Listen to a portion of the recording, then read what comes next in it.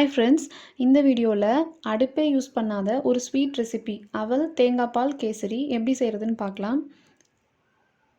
இதுக்கு நான் 1 கப் சிகப்பு அவல் எடுத்திருக்கேன். உங்ககிட்ட வெள்ளை அவல் இருந்தால் கூட எடுத்துக்கலாம். நம்ம இன்றைக்கி நாட்டு சர்க்கரை தான் சேர்த்த போகிறோம். அதனால் அந்த கலர் தான் கேசரியில் வரும். வெள்ளை அவல் யூஸ் பண்ணுறவங்க உங்களுக்கு இன்னும் கொஞ்சம் கலர் வேணும்னா கேரட் ஜூஸ் கொஞ்சம் இதில் சேர்த்துக்கலாம்.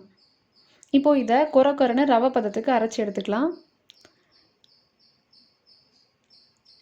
இந்த அளவுக்கு கொரன்னு இருக்கணும், ரொம்ப நைஸாக அரைக்கக்கூடாது. இப்போ அரைச்சதுக்கப்புறம் இந்த அளவுக்கு வந்திருக்கு.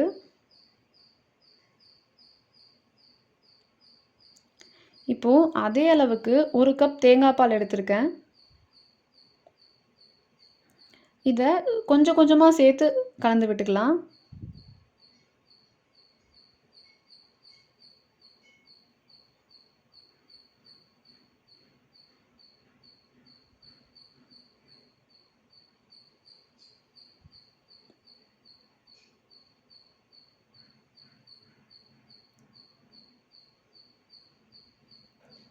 இப்போது இதை க்ளோஸ் பண்ணி ஒரு 5 மினிட்ஸ்க்கு அப்படியே விட்டுறலாம். 5 மினிட்ஸ்க்கு அப்புறம் இது கூட கொஞ்சமாக ஏலக்காய் தூள் சேர்த்துக்கலாம். கொஞ்சம் பாதாம் இல்லாட்டி முந்திரியை இந்த மாதிரி சின்ன சின்னதாக கட் பண்ணி சேர்த்துக்கலாம்.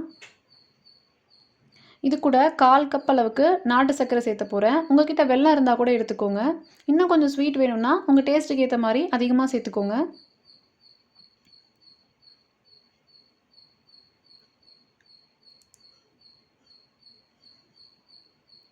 இப்போது இது கூட இன்னும் ஒரு 1/2 கப் தேங்காய் பால் எடுத்து வச்சுருந்தேன். அதையும் கொஞ்சம் கொஞ்சமாக சேர்த்து கலந்து விட்டுக்கலாம்.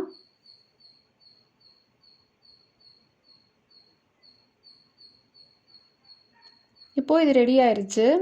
இந்த ரெசிபி செய்கிறதுக்கு நம்ம அவல் பவுடர் எவ்வளோ இருந்துச்சோ அதே அளவுக்கு 1/2 கப் தேங்காய் பால் தேவைப்பட்டிருக்கு.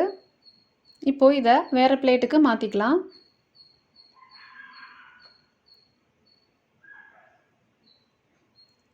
இதில் தேங்காய் பாலும் நாட்டு சர்க்கரையும் சேர்த்துருக்கிறதால ரொம்ப டேஸ்ட்டாக இருக்கும். ரொம்ப ஹெல்த்தியான ரெசிபி. நம்ம தேங்காயை ஹீட் பண்ணாமல் இந்த மாதிரி பச்சையை எடுத்துக்கிட்டால் உடம்புக்கு ரொம்ப நல்லது. நீங்களும் இதே மாதிரி ட்ரை பண்ணி பாருங்கள். இந்த வீடியோ பிடிச்சிருந்தா லைக் பண்ணுங்கள், ஷேர் பண்ணுங்கள், சப்ஸ்கிரைப் பண்ணுங்கள், கமெண்ட் பண்ணுங்கள். தேங்க்யூ.